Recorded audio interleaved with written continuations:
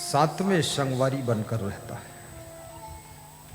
छत्तीसगढ़ी में साथी को संगवारी कहते हैं। आलस्य धीरे धीरे तुम्हारा संगवारी बन जाता है।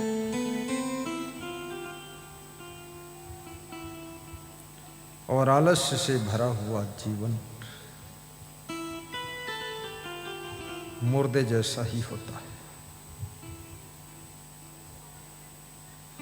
मुर्दा सांस नहीं लेता है, मुर्दा भोजन नहीं करता है, मुर्दा कपड़ा नहीं पहनता, मुर्दा मांग नहीं करता, मुर्दा मच्छरदानी नहीं लगाता है। लेकिन ये मुर्दा ऐसा है, खाता तो 3 टाइम है, पर आलस्य के कारण मरे हुए जैसा जिंदगी जी रहा है। कपड़े खूब पहनता है, रोज बदलता है, 3 घंटे में ड्रेस बदल देता है, रंग बदल देता है, लेकिन काम नहीं करता है। ये मरा नहीं है, लेकिन मरे हुए जैसा है। लोग कहते हैं ना, तुम यार पूरे गधे जैसे हो। मतलब गधे नहीं हो, लेकिन गधे जैसे हो।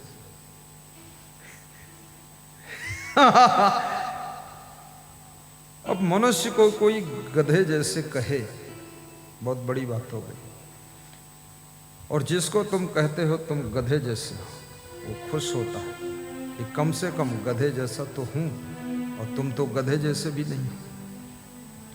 गधे बनने में भी बहुत लोग खुश हैं कि गधा बनाओ, चाहे भैंस बनाओ, चाहे चूहा बनाओ, लेकिन करूंगा कुछ नहीं। जो बनाना है बना दो, जो बोलना है बोल दो, गाली दो या धन्यवाद दो, पर रहूंगा जैसा का तैसा। तो कबीर साहब कहते हैं,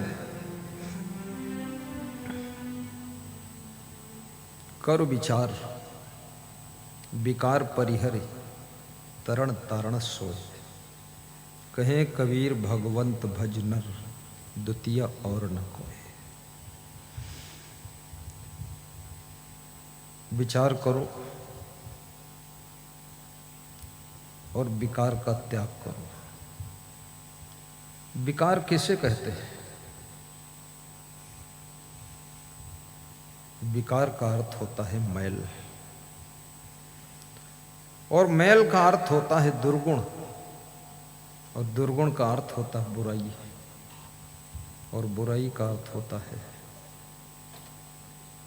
आपके भीतर हुए।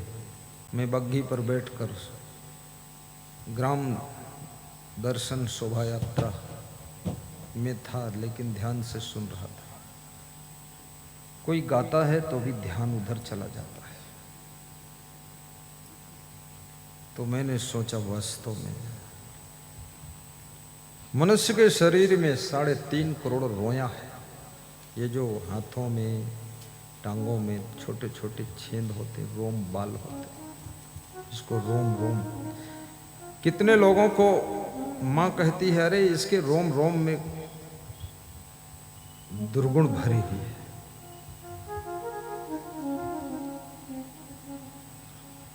उत्तर प्रदेश में कहावत है कि इनके रोए रोए में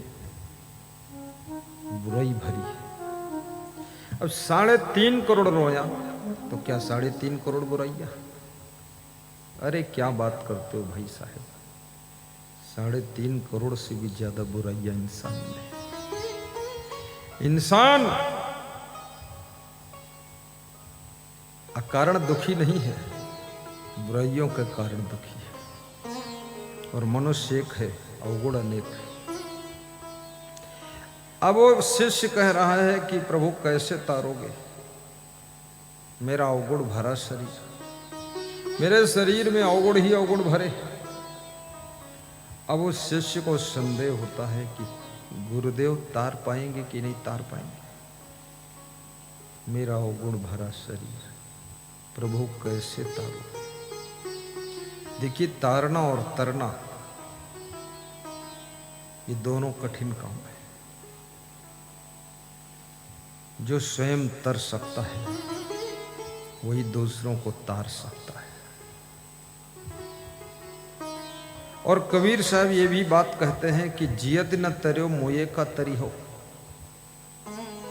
जियत ही जो न तरे। कबीर साहब का लोहा हर पंथ मानता है और कबीर साहब की ज्ञान की बातें बड़ी चोट कर जाती है। कबीर साहब कहते हैं मरने के बाद जो मोक्ष होता है उस मोक्ष में ज्यादा दम नहीं है, और वो मोक्ष हुआ कि नहीं हुआ इसका कोई पता नहीं, लेकिन जीते जी मुक्ति प्राप्त करो। और जियत न तर्यो मोये का तरी हो, और जीते जी अगर नहीं तर सके तो मरने के बाद क्या तरोगे। तो सबसे पहले ये समझ लीजिए कि तरना किससे, तो भवसागर से तरना। तो ये भी समझना पड़ेगा भवसागर है क्या। कितने लोग सोचते हैं भवसागर एक नदी बहत है और उस नदी से पार करने के लिए मरने के बाद हमारे कुल कुटुंब के लोग गाय की एक बछिया दान कर देंगे और बछिया की पूंछ पकड़कर हम बैतरणी नदी भवसागर से पार हो जाएंगे। अब ऐसा सोच करके पिताजी मर गए, माँ मर गई। अब बच्चे सोचते हैं गाय की बछिया दान करूं कि न करूं,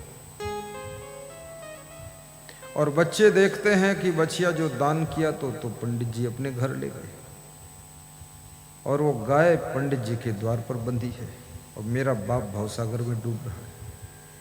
ये तो धोखा हो गया मेरे साथ भी, बाप के साथ। तो देने का मन भी नहीं है। जब देने का मन नहीं है तो कमजोर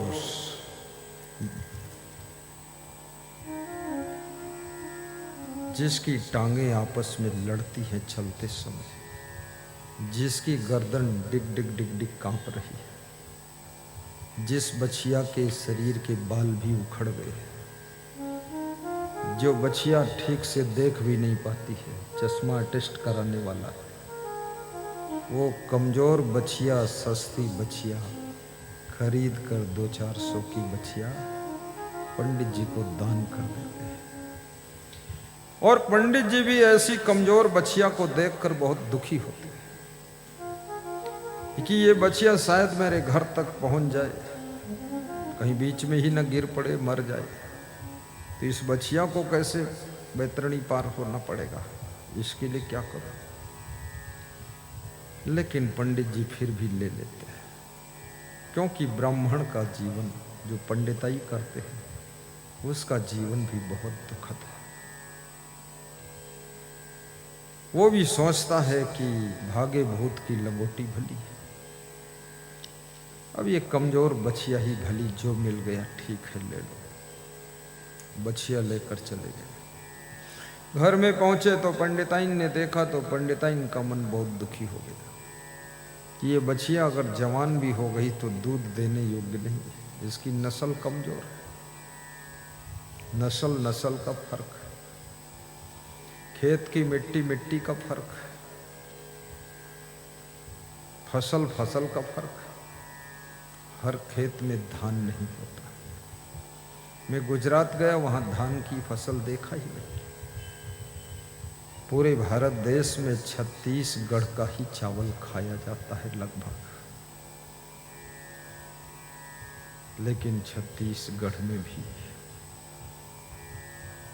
कुछ चीजें हैं जो बहुत कम होती हैं। यहाँ पर सरसों बहुत कम होती है, दाल बहुत कम होती है, गन्ना बहुत कम होता है, कपास जिसके धागे के हम कपड़े पहने ये भी बहुत कम होता है। लेकिन बहुत बड़े कृषि वैज्ञानिक ने बताया है कि भारत देश की जो भूमि है ऐसी भूमि किसी देश में नहीं, एक नंबर की भूमि। भारत की धरती सब कुछ देती है। और उन्होंने ये भी बताया कि चौथाई दुनिया भारत का ही अन्न खा रही है।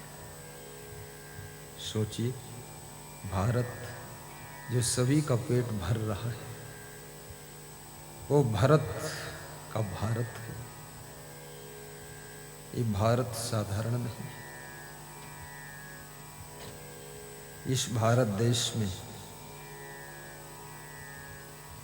बड़े बुद्धिमान लोग हैं, और जितने बुद्धिमान हैं वह धीरे धीरे विदेश जा रहे हैं। Canada, America, Russia, England, Dubai, Qatar, Thailand, Holland, Hong Kong, बहुत जगह भारत देश के लोग मजदूरी करने जाते हैं, नौकरी करने।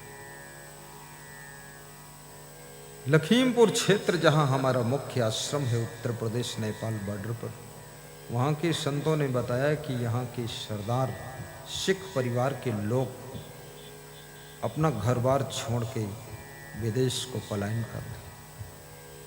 क्यों जा रहे?